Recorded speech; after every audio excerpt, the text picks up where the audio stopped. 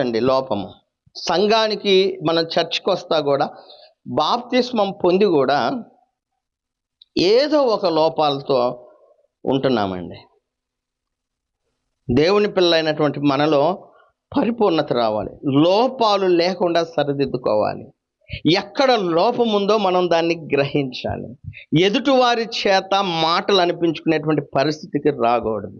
ఈనాడు యేసుక్రీస్తు ప్రభువారి యొక్క బోధ దూషింపబడుతుంది.